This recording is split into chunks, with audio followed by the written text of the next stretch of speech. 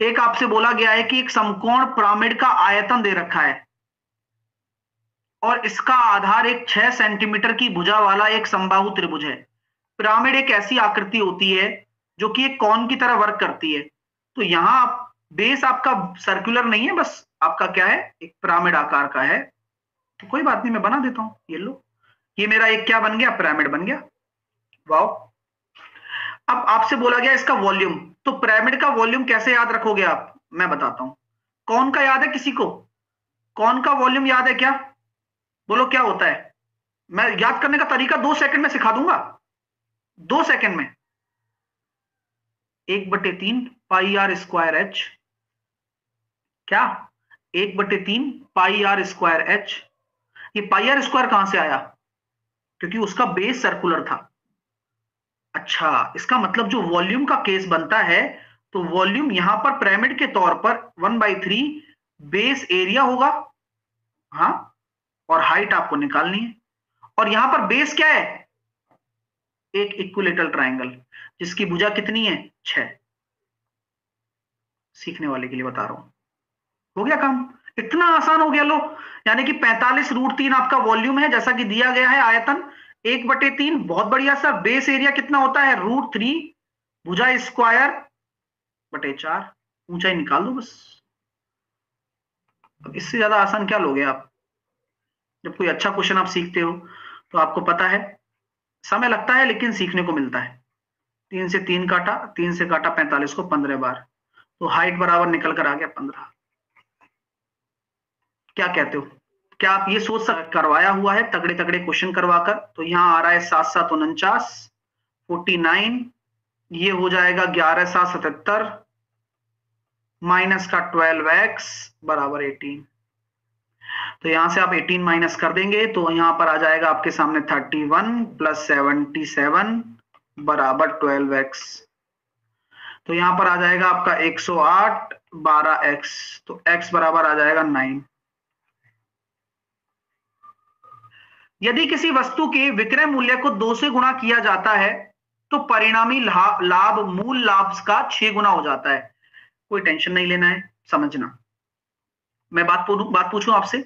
मान लीजिए कि सीपी आपका सीपी है और एसपी आपका एसपी है, तो आपका पहले लाभ कितना हो रहा था?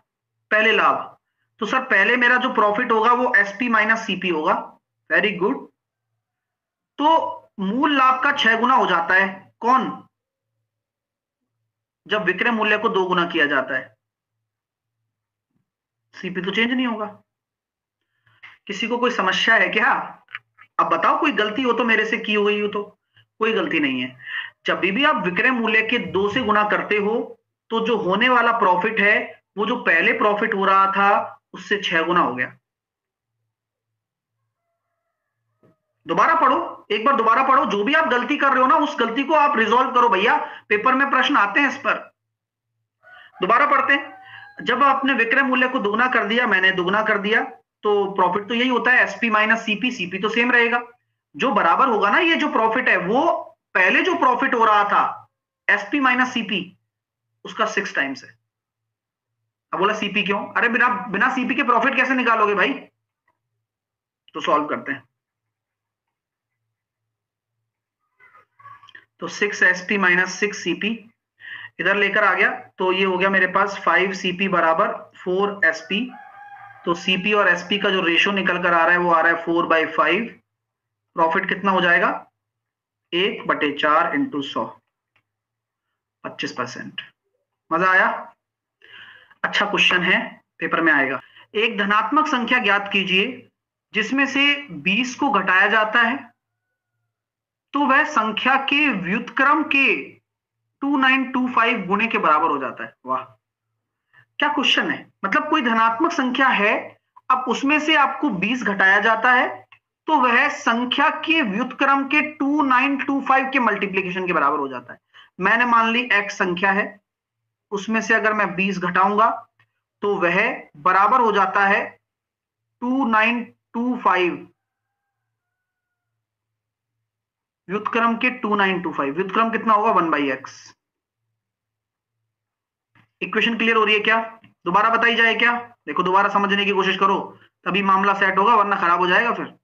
एक धनात्मक संख्या को मैंने x मान लिया, 20 घटा दिया, 20 घटा दिया जाए, घटा दिया भाई, वो बराबर हो जाता है व्युत्क्रम यानी कि 1/x के 2925। अब सर कैसे सॉल्व करूं इसको? हाय तौबा हो रही है सर। मैंने कहा भाई पेशेंस रखना, ठीक है, पेशेंस रखिएगा।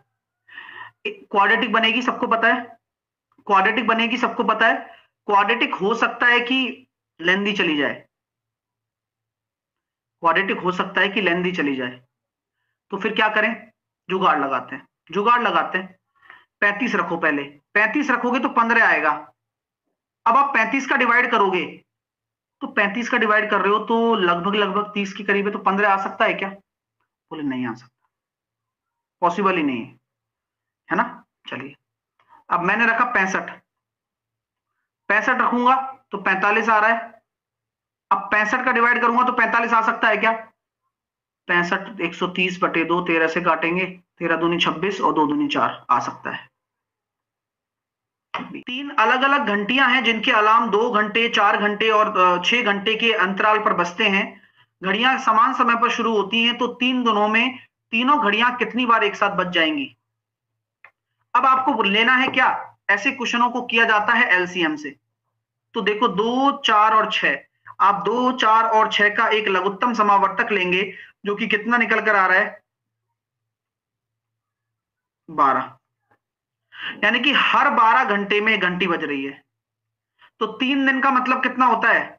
एक दिन में 24 घंटे होते हैं, 3 इंटू 24, 12 का भाग देंगे तो 6 बार, 6 टाइम्स, बस, ठीक है।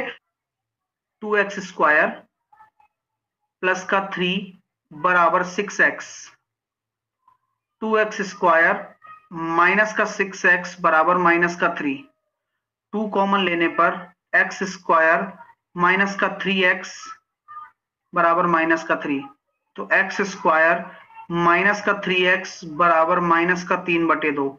ऐसा क्यों कर रहे हो आप? क्योंकि मेरी लालच है x² माइनस 3x की वैल्यू, तो 8 अपॉन माइनस का 3/2 प्लस का 2, तो ये आधा बचेगा, तो 16 आंसर आ जाएगा। 10,000 रुपए पर 20% की दर से चक्रवर्ती ब्याज में अंतर ज्ञात कीजिए जब ब्याज की गणना अर्धवार्षिक और वार्षिक दोनों तौर पर की जा रही हो। क्या बात है यार। अब भाई 2 साल की बात की जा रही है हमसे, अब 2 साल की बात की जाएगी, तो आप मुझे बताइए, अगर मैं हाफ ईयरली की बात करता हूं और मैं ईयरली की बात करता हूं, तो गुरुजी देखो कुछ फर्क नहीं पड़ेगा। 20% का 2 साल के लिए ईयरली का जो ब्याज होगा वो 44% हो जाएगा, और हाफ ईयरली का कितना हो जाएगा? रेट आधी हो जाती है और समय 4 साल। तो भैया देखो इतना आपको सोचना नहीं है अब, क्योंकि 46.41 होता है, और यही कॉन्सेप्ट आपके पेपर में आने वाला है कल की शिफ्ट में, आपको बता देता हूं। 2.41%, 2.41% किसका? प्रिंसिपल का। तो आंसर कितना हो जाएगा? 241, ऑप्शन नंबर डी।